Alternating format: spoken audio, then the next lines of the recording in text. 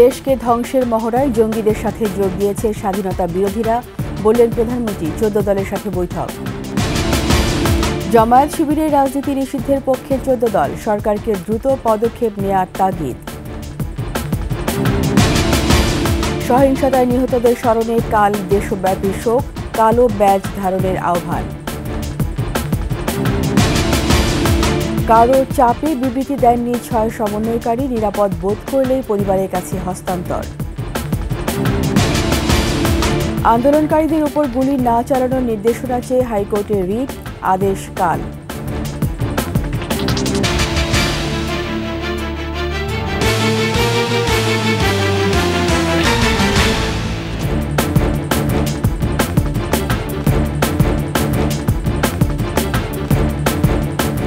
শুনছিলেন first security ইসলামী bank PLC সংবাদ শিরোনাম। আমন্ত্রণ রাত 11টার 21 সংবাদের সাথে আছি আমি রীতা চৌধুরী।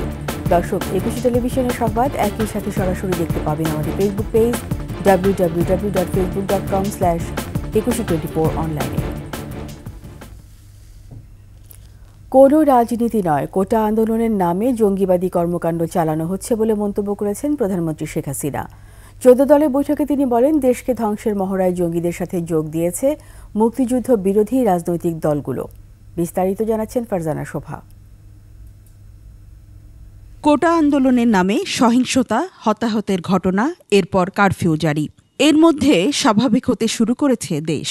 উদ্ভূত পরিস্থিতিতে 19 জুলাইয়ের পর আবারও গণভবনে কেন্দ্রীয় 14 দলের নেতাদের সাথে বৈঠক করেন প্রধানমন্ত্রী ও আওয়ামী লীগ সভাপতি শেখ হাসিনা।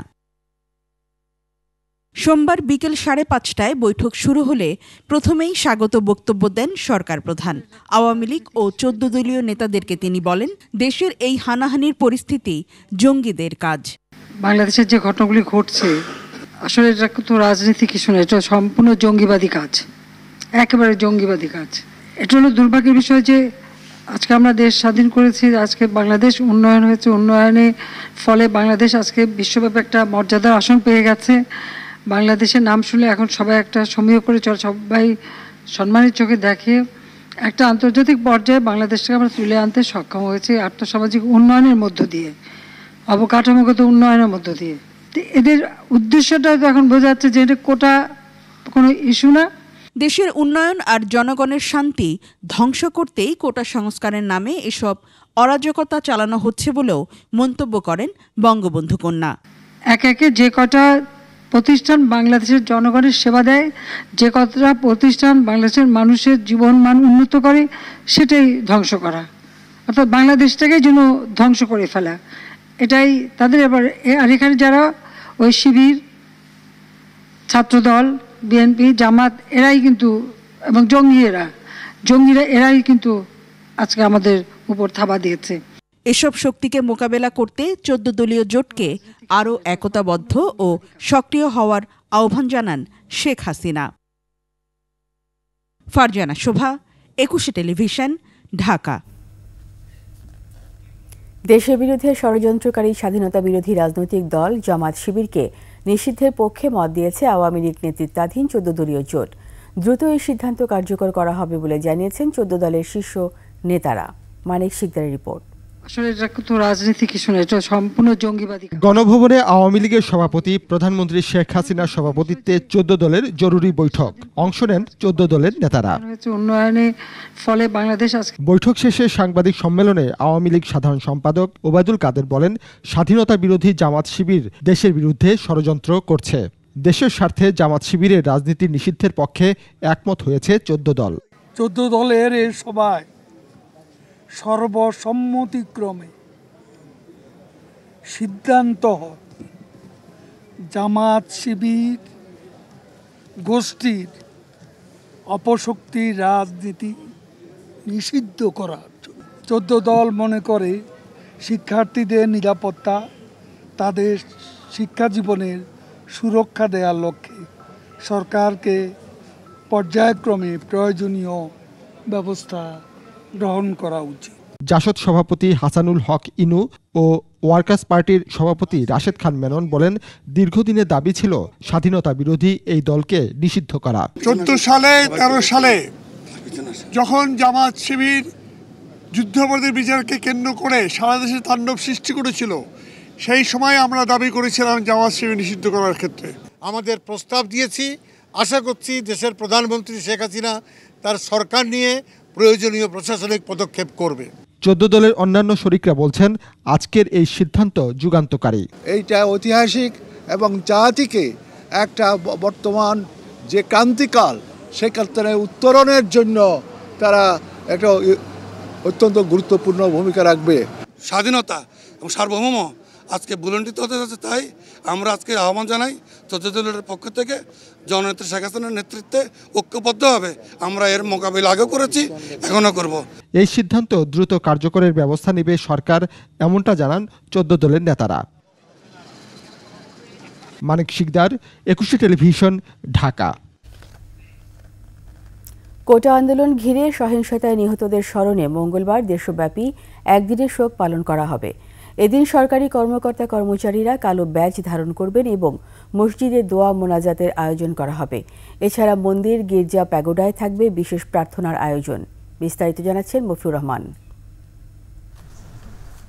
সোমবার প্রধানমন্ত্রী কার্যালয়ে মন্ত্রিসভার বৈঠক অনুষ্ঠিত হয়। সভায় সভাপতিত্ব করেন প্রধানমন্ত্রী শেখ হাসিনা। পরে সচিবালয়ে সংবাদ সম্মেলন করে বৈঠকের সিদ্ধান্ত জানান মন্ত্রিপরিষদ সচিব মোহাম্মদ মাহবুব হোসেন। কোটা আন্দোলন নিয়ে হতাহতের ঘটনায় যারা নিহত হয়েছেন তাদের জন্য একটি শোক প্রস্তাব গ্রহণ করেছেন। আগামীকাল দেশব্যাপী শোক পালন করা হবে এবং সেই শোক পালন অংশ হিসাবে কালো ব্যাজ ধারণ করা হবে এবং মসজিদে দোয়া, মন্দির, গির্জা, প্যাগোডায় প্রার্থনা করা হবে। সহিংসতায় নিহতের সংখ্যা নিয়েও কথা বলেন মন্ত্রিপরিষদ সচিব। স্বরাষ্ট্রমন্ত্রী মহোদয় আজকের উনি সবাই বলেছেন, গতকালকে বোধহয় 147 বলেছিলেন, আজকে বোধহয় আরও 3টি যোগ হয়েছে 150 উনি বলেছেন। মন্ত্রিপরিষদের বৈঠকে স্বরাষ্ট্র মন্ত্রণালয় কোটা আন্দোলনে প্রতিবেদন উপস্থাপন করেছে বলেও জানান মোহাম্মদ মাহবুব হোসেন। একটি প্রতিবেদন উপস্থাপন করা হয়েছিল এবং সেখানে অন্যান্য মন্ত্রীগণও তাদের তরফ থেকে বিস্তারিত তথ্য উপস্থাপন করেছেন। মফিউর রহমান, 21 টেলিভিশন, ঢাকা। শিক্ষা প্রতিষ্ঠান খোলার বিষয়ে এখনো কোনো সিদ্ধান্ত হয়নি বলে জানিয়েছেন শিক্ষামন্ত্রী মহিবুল হাসান চৌধুরী নওফেল। এর আগে শিক্ষা মন্ত্রণালয়ের সম্মেলন কক্ষে পেনশন ইস্যুতে বিশ্ববিদ্যালয়ের শিক্ষকদের সঙ্গে বৈঠক হয়। পরে এক প্রশ্নের জবাবে মন্ত্রী সাংবাদিকদের জানান, শিক্ষা প্রতিষ্ঠান খোলার বিষয়ে যারা দায়িত্বপ্রাপ্ত আছেন তাদের সঙ্গে আলোচনা করতে হবে।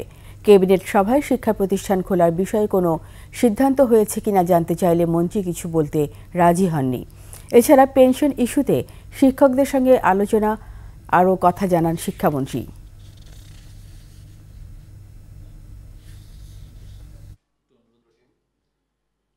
শিক্ষা প্রতিষ্ঠান খোলা আরো পিছিয়ে যাচ্ছে, সেটা তো আমাদের জননিরাপত্তা সংক্রান্ত যারা দায়িত্বপ্রাপ্ত তাদের সাথে আলোচনা করতে হবে। এই মুহূর্তে এই পরিস্থিতি তো নেই। আবার যারা এখানে আপনি বলছেন নেমেছে কয়জন, কি হয়েছে, সেটা তো আমাদের এই মুহূর্তে তথ্য নেই। তথ্য পেলে আমরা জানাতে পারি। কোটা সংস্কার আন্দোলনে 6 সমন্বয়কারীকে জোর করে বিবৃতি দেওয়ানো হয়নি। সোমবার ডিবি কার্যালয়ের সমন্বয়কারীদের সঙ্গে দেখা করে গণমাধ্যমে একথা বলেন তাদের পরিবারের সদস্যরা। নিরাপদ বোধ করলে তাদের শিগগিরই পরিবারের কাছে হস্তান্তর করা হবে বলে জানিয়েছেন মহানগর গোয়েন্দা পুলিশের অতিরিক্ত কমিশনার মোহাম্মদ হারুনুর রশিদ। বিস্তারিত আহমদ বাবুর প্রতিবেদনে। সোমবার সকালে কোটা সংস্কার আন্দোলনের 6 সমন্বয়কারীর পরিবারের সদস্যরা ডিবি কার্যালয়ে যান, কথা বলেন সমন্বয়কারীদের সঙ্গে। পরে তারা গণমাধ্যমে বলেন, সোমবার রাতে কোটা সংস্কার আন্দোলনের 6 সমন্বয়কারী যে বক্তব্য দিয়েছে সেটা জোর করে দেওয়ানো হয়নি। গতকাল রাতে যখন তারা বিবৃতি দিল যে আন্দোলন থেকে তারা সরে আসবে, যে তারা কয়েকটা দাবি দেওয়া দিয়ে যে আমরা আন্দোলন থেকে সরে আসছি, এটা বলা হচ্ছে যে তাদেরকে জোর করে দেওয়া হচ্ছে। আসলে কি এটা বিষয়টা এরকম ছিল? না না না, এটা একটু বলেন। এরকম না। এরা, আমি জিজ্ঞাসা করছি, সেটাও জিজ্ঞাসা করছি, এরা যা চাইছে তা পাইছে। এখন আর এদের নেক্সটে আর কোনো ধরনের এরা চিন্তা ভাবনা নাই।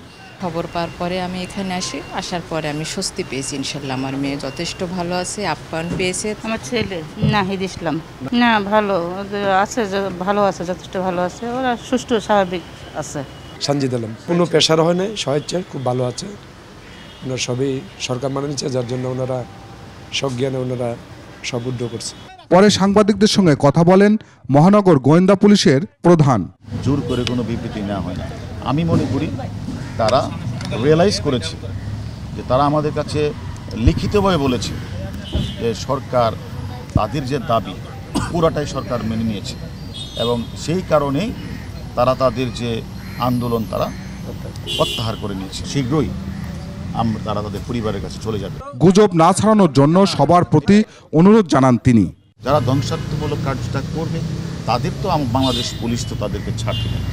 আহমদ বাবু, 21 টেলিভিশন, ঢাকা। আইন শৃঙ্খলা রক্ষাকারী বাহিনী হেফাজতে থাকা বৈষম্য বিরোধী ছাত্র আন্দোলনের 6 সমন্বয়ককে অবিলম্বে মুক্তি দিতে ও দেশের বিভিন্ন স্থানে আন্দোলনকারীদের উপর গুলি না চালাতে নির্দেশনা চেয়ে করা রিটের আদেশ আগামীকাল। বিচারপতি মোস্তফা জামাল ইসলাম ও বিচারপতি SM মাসুদ হুসাইন দোলনের সমন্বয় বেঞ্চ এই আদেশ দেবেন। শাকের আরজু রিপোর্ট। বৈষম্য বিরোধী ছাত্র আন্দোলনের 6 সমন্বয়ককে অবিলম্বে মুক্তি এবং দেশের বিভিন্ন স্থানে আন্দোলনকারীদের উপর গুলি না চালানোর নির্দেশনা চেয়ে রিট করেন সুপ্রিম কোর্টের 2 আইনজীবী। তারা হলেন আইনজীবী মানজুর আল মতিন ও আইনুন্নাহার সিদ্দিকা। এই 2 জন আইনজীবীর সাথে শুনানিতে অংশ নেন সিনিয়র আইনজীবী সারা হোসেন, অনিকার হক, জেডাই খান পান্না সহ 4 জন। শুনানিতে আইনজীবীরা সাম্প্রতিক বিষয়ে তুলে ধরেন। আমরা চেয়েছি যে এই 6 জনের মুক্তি এবং ইলিগাল ডিটেনশন এটা যাতে বন্ধ হয়। আমরা আদালতে বলেছি নিরস্ত্র প্রতিবাদকারীদের উপরে গুলি চলতে পারে না, যেটিকে ইংরেজিতে লাইভ রাউন্ড বলা হয়, সেটি করার কোনো সুযোগ নেই। এসব ঘটনায় মৌলিক অধিকার ক্ষুণ্ণ হচ্ছে, জনমনে শান্তি ফেরাতে তাই তারা আদালতের দ্বারস্থ হয়েছেন। কাউকে যদি অন্য কারো কাছে বেআইনিভাবে অথবা আইনি কোনো ক্ষমতা বহির্ভূতভাবে রাখা হয় তার হেফাজতে, এটা নিয়ে আদালত নির্দেশ দিতে পারবে তাকে সেখান থেকে মুক্ত করানোর জন্য। শুনানিতে রাষ্ট্রপক্ষের আইনজীবীরা বিটিভি ভবনে আগুন, মেট্রো রেলে ভাঙচুরের মতো নাশকতার ঘটনা আর ঘটবে না, আবেদনকারীরা এমন নিশ্চয়তা দিতে পারেন কিনা প্রশ্ন রাখেন। কোনো এজেন্সি কাউকে মারছে স্পেসিফিকভাবে কোনো স্টেটমেন্ট নাই, তো এই যে একটা ভেগ স্টেটমেন্ট দিয়ে 5টা প্যারাগ্রাফ দিয়ে একটা রিট পিটিশনে, এটা আমার প্রথম দেখতেছি।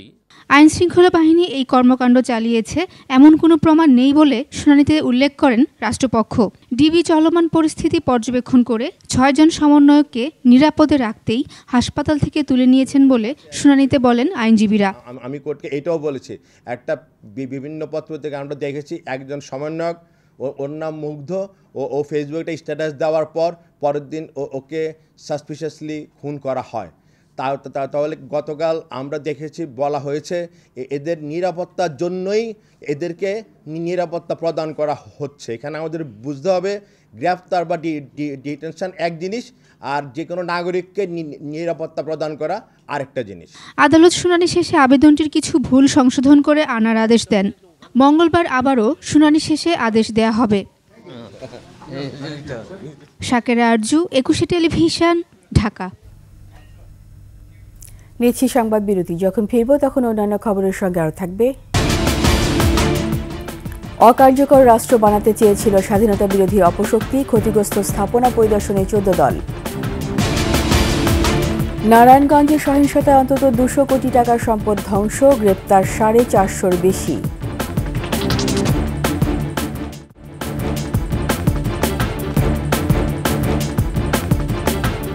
আবার আমন্ত্রণ রাতের 11টার 21 সংবাদে। আওয়ামী লীগ সভাপতি প্রধানমন্ত্রী শেখ হাসিনার সাথে দেখা করেছেন কোটা সংস্কার আন্দোলনের সময় নির্যাতিত ছাত্রলীগের নারী নেত্রীরা। গণভবনে প্রধানমন্ত্রীর সঙ্গে সাক্ষাৎ করতে আসেন ঢাকা বিশ্ববিদ্যালয় সহ রাজধানীর বিভিন্ন শিক্ষা প্রতিষ্ঠানের ছাত্রলীগের নারী নেত্রীরা। এ সময় প্রধানমন্ত্রী তাদের কাছ থেকে নির্যাতনের বর্ণনা শোনেন। ছাত্রলীগ নেত্রীরা তাদের উপর সেই রাতে ঘটে যাওয়া হামলা ও নির্যাতনের বর্ণনা তুলে ধরেন। এ সময় প্রধানমন্ত্রী বলেন, আন্দোলনের ঘাড়ে চেপেই জামায়াত শিবির বিএনপির সন্ত্রাসীরা সুযোগ পেয়েছে। এদেশের মানুষের ভাগ্য উন্নয়নে আওয়ামী লীগ কাজ করছে। বর্তমানে বাংলাদেশ যে সম্মানের জায়গায় পৌঁছেছে সেটিকে তারা ধ্বংস করার চেষ্টা করছে।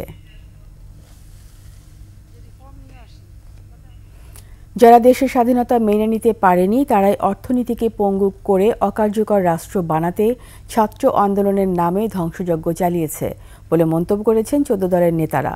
সহিংসতায় ক্ষতিগ্রস্ত বিভিন্ন স্থাপনা পরিদর্শন শেষে স্বাধীনতার সপক্ষের শক্তিকে ঐক্যবদ্ধ হয়ে প্রতিরোধের আহ্বানও জানান তারা।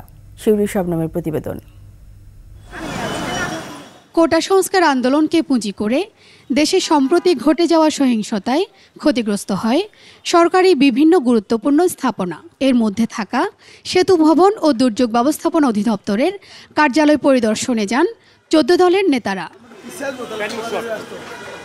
পরে নেতারা বলেন, এসব সহিংসতা মূলত দেশ ও জনগণের বিরুদ্ধে। রাষ্ট্রের স্থাপনার উপর আঘাত করে মূলত রাষ্ট্রের ওপরে আঘাত করতে চেয়েছিল বিএনপি জামায়াত চক্র। যারা এই দেশকে একটি অকার্যকর রাষ্ট্রে পরিণত করতে চায় তাদেরই কর্মকাণ্ড হচ্ছে আজকে এই স্থাপনাগুলি ধ্বংস করে দেওয়া, যোগাযোগ ব্যবস্থাকে ধ্বংস করে দেওয়া, দেশের অর্থনীতিকে পঙ্গু করে দিয়ে দেশকে পঙ্গুত্ব করে দেওয়া। জামাত শিবিরের প্রশিক্ষিত ক্যাডাররাই যাদেরকে খুলনা, সাতক্ষীরা, রাজশাহী, চাঁপাইনবাবগঞ্জ, রংপুর থেকে ঢাকায় নিয়ে আসা হয়েছিল, তারাই পরিকল্পিতভাবে এই ধরনের প্রতিটি ধ্বংসযজ্ঞে তারা কাজ করেছে। দেশের সক্ষমতাকে ধ্বংস করতে আন্দোলনের নামে জামায়াত শিবিরের এই নীল নকশা মন্তব্য করে তারা বলেন, বাংলাদেশের উন্নয়ন তারা দেখতে চায় না। এরা সন্ত্রাসী, এরা দানবীয় শক্তি, এরা বাংলাদেশের মানুষের কল্যাণ, মঙ্গল এবং স্থায়িত্ব এরা দেখতে চায় না। আন্দোলনের নামে কাঁধে ভর করে যারা যে ষড়যন্ত্র করেছে, যে ন্যাক্কারজনক ঘটনা করেছে, তার তীব্র নিন্দা জানাই এবং অবিলম্বে তাদেরকে খুঁজে খুঁজে বের করে শাস্তির ব্যবস্থা করার। দেশবাসীকে এসব দুষ্কৃতিকারীদের বিরুদ্ধে ঐক্যবদ্ধ হওয়ার আহ্বান জানান 14 দলের নেতারা। শিউলি শবনম, 21 টেলিভিশন, ঢাকা। কোটা সংস্কার আন্দোলনে ভর করে বিএনপি জামায়াতের সহিংসতায় নারায়ণগঞ্জে প্রায় 2.25 কোটি টাকার সম্পদ নষ্ট হয়েছে। এ পর্যন্ত গ্রেপ্তার করা হয়েছে প্রায় 450 জনকে। এদিকে সহিংসতায় জড়িতদের দ্রুত বিচার দাবি করেছেন ক্ষতিগ্রস্তরা। নারায়ণগঞ্জ থেকে রবিউল ইসলামের ছবি ও বিমল রায়ের তথ্য। বিস্তারিত থাকছে ডেস্ক রিপোর্টে। আন্দোলনের নামে নারায়ণগঞ্জে পিবিআই কার্যালয়, পাসপোর্ট অফিস, সিটি কর্পোরেশনের নগর ভবন, পুলিশ বক্স, পুলিশ ফাঁড়ি, নারায়ণগঞ্জ ক্লাব, শীতল পরিবহনের 26টি বাস সহ অর্ধশতাধিক স্থাপনা ভাঙচুর, লুটপাট ও অগ্নিসংযোগ করে দুর্বৃত্তরা। এতে ক্ষতি হয়েছে 172 কোটি 57 লাখ টাকা। এসব ঘটনায় জড়িত থাকার অভিযোগে 430 জনকে গ্রেপ্তার করেছে পুলিশ। এসব ধ্বংসাত্মক কার্যক্রমে ছাত্ররা নয়, তৃতীয় পক্ষ জড়িত বলে মনে করেন নারায়ণগঞ্জ নাগরিক কমিটির নেতা। সহিংসতায় জড়িতদের বিচার দাবি করেন তিনি।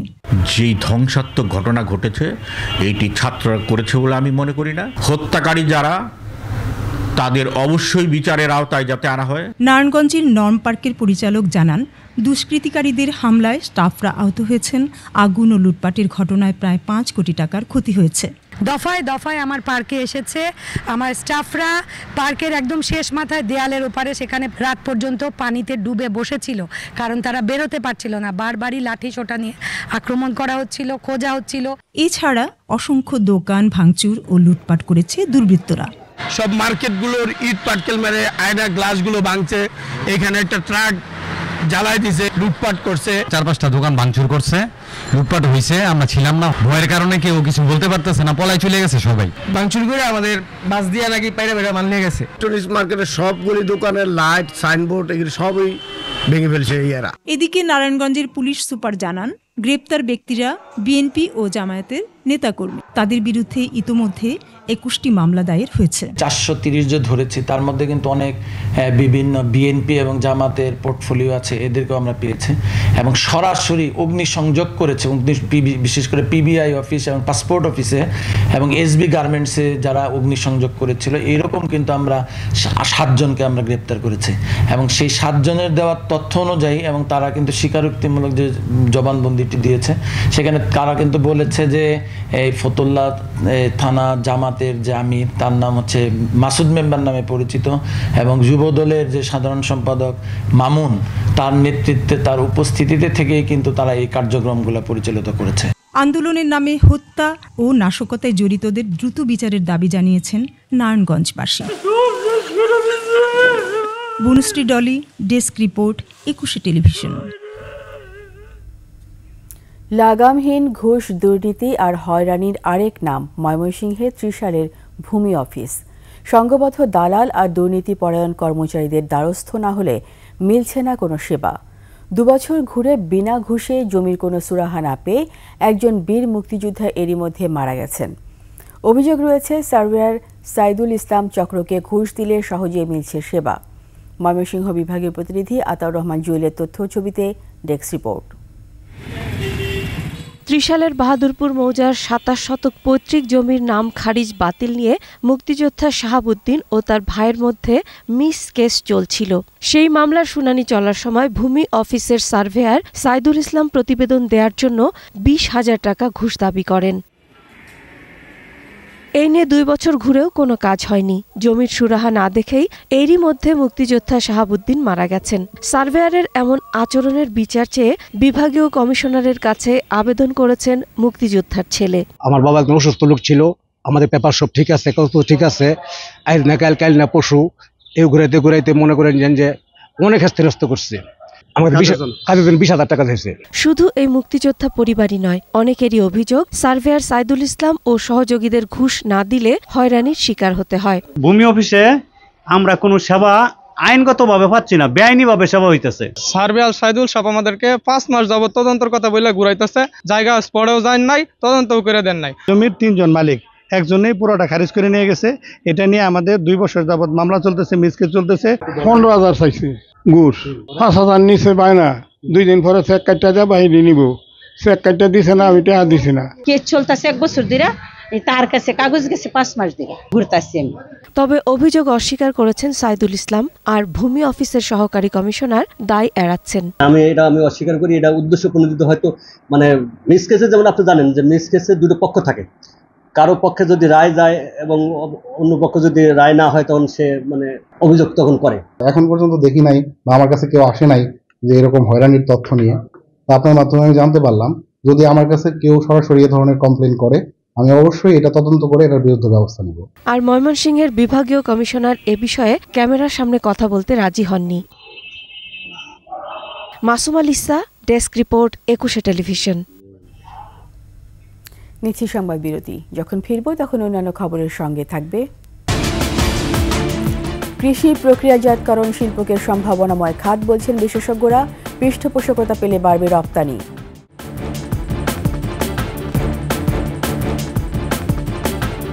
আবার আমন্ত্রণ রাত 11টার 21 সংবাদে। কৃষি প্রক্রিয়াজাতকরণ শিল্পের বড় সম্ভাবনা দেখছেন উদ্যোক্তারা। তারা বলছেন, দেশের কৃষি প্রধান অঞ্চলগুলোতে অগ্রাধিকার ভিত্তিতে প্রক্রিয়াজাতকরণ শিল্প গড়ে তোলা সম্ভব হলে উৎপাদিত পণ্যের যথাযথ দাম পাবেন কৃষকরা। বাড়বে কৃষি পণ্যের রপ্তানিও। এ খাতে সহায়তার কথা বলছে বাংলাদেশ ব্যাংকও। আর বাণিজ্য প্রতিমন্ত্রী জানিয়েছেন, কৃষি পণ্য রপ্তানি আরও গতিশীল করতে কার্গো বিমান কিনবে সরকার। তৌহিদুর রহমানের রিপোর্ট। দেশের বেশিরভাগ প্রান্তিক জনগোষ্ঠীর জীবন জীবিকা ও কর্মসংস্থানের অন্যতম প্রধান উৎস কৃষি। শুধু খাদ্য ও পুষ্টি নিরাপত্তায় নয়, মোট দেশজ উৎপাদন বা জিডিপিতেও কৃষির অবদান ব্যাপক।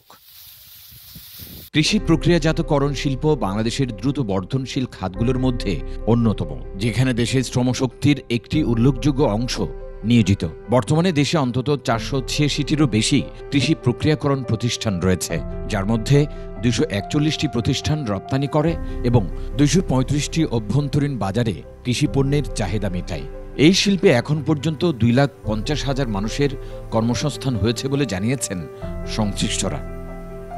বগুড়া, কুষ্টিয়া, যশোর, মুন্সিগঞ্জ, নরসিংদী সহ যেসব এলাকায় কৃষি উৎপাদন বেশি হয় সেসব অঞ্চলে কৃষি প্রক্রিয়াজাতকরণ শিল্প গড়ে তোলার উপর গুরুত্ব দিচ্ছেন সংশ্লিষ্টরা। আমরা যদি অ্যাগ্রো প্রসেসিং ইন্ডাস্ট্রিগুলো সারা দেশে ছড়াইতাম, তাহলে কিন্তু কৃষক তার উৎপাদিত প্রোডাক্টটা উইদাউট মিডলম্যান সরাসরি কিন্তু ইন্ডাস্ট্রির কাছে চলে যেতে পারত।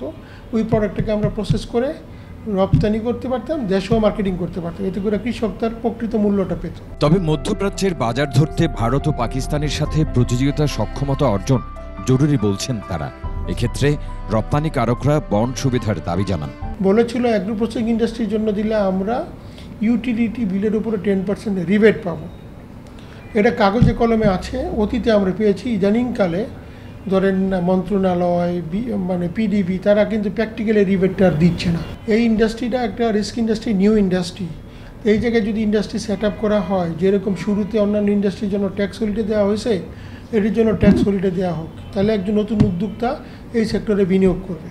প্রান্তিক এলাকায় কৃষি প্রক্রিয়াজাতকরণ শিল্প গড়ে তুলতে সহায়তা দেয়া হচ্ছে বলে জানিয়েছে কেন্দ্রীয় ব্যাংক। এগ্রো প্রসেসিং যে ইন্ডাস্ট্রিগুলো আছে সেগুলোর জন্য কিন্তু আমাদের এসএমই এবং ইএফের মাধ্যমে বিভিন্ন ধরনের ঋণ প্রকল্প আছে। ডিসেন্ট্রালাইজেশনের দিক থেকে কিন্তু সরকার এবং আমাদেরও বেশ কিছু পরিকল্পনা আছে।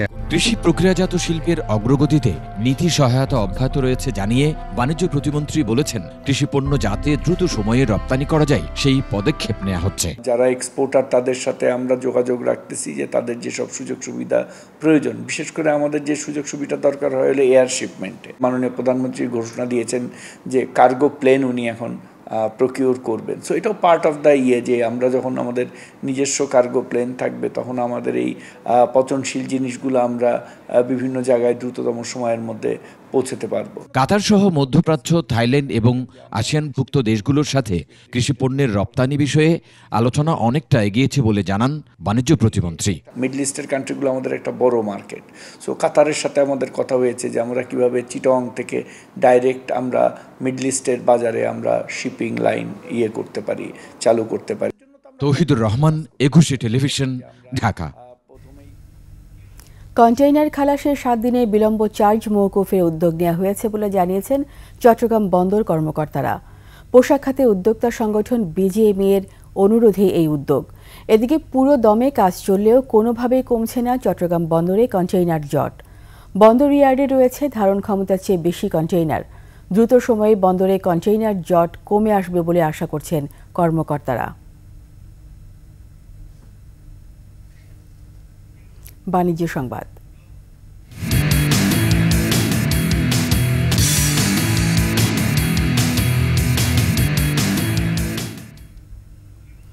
রাজধানীতে হয়ে গেল স্ট্যান্ডার্ড ব্যাংকের 25তম বার্ষিক সাধারণ সভা। উপস্থিত ছিলেন ব্যাংকের পরিচালনা পর্ষদ চেয়ারম্যান কাজী আকরাম উদ্দিন, ভাইস চেয়ারম্যান মঞ্জুর আলম, পরিচালক কামাল মোস্তফা চৌধুরী, অশোক কুমার সাহা, ফিরোজুর রহমান, SAM হোসাইন, আব্দুল আজিজ, শামসুল আলম, গুলজার আহমেদ স্বতন্ত্র, পরিচালক নাজমুল হক চৌধুরী, গোলাম হাফিজ আহমেদ, শরিয়া সুপারভাইজারি কমিটি চেয়ারম্যান শরীফুল্লাহ, ভারপ্রাপ্ত ব্যবস্থাপনা পরিচালক ও CEO মোহন মিয়া সহ অন্যান্যরা।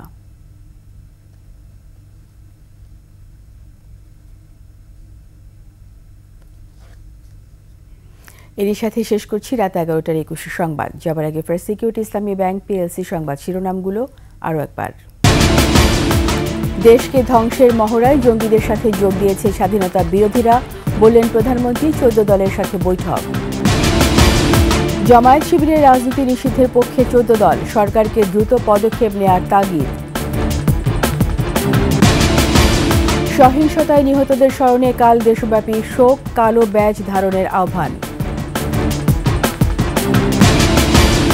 কারো চাপে বিবৃতি দেননি 6 সমন্বয়কারী, নিরাপদ বোধ করলেই পরিবারের কাছে হস্তান্তর। আন্দোলনকারীদের উপর গুলি না চালানোর নির্দেশনা চেয়ে হাইকোর্টের রিট, আদেশ কাল।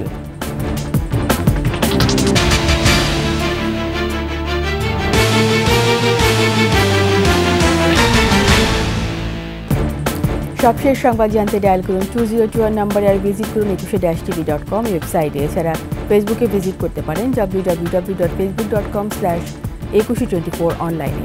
এতক্ষণ সঙ্গে থাকার জন্য সবাইকে ধন্যবাদ। পরবর্তী সংবাদ রাত 1টায় দেখার আমন্ত্রণ রইল।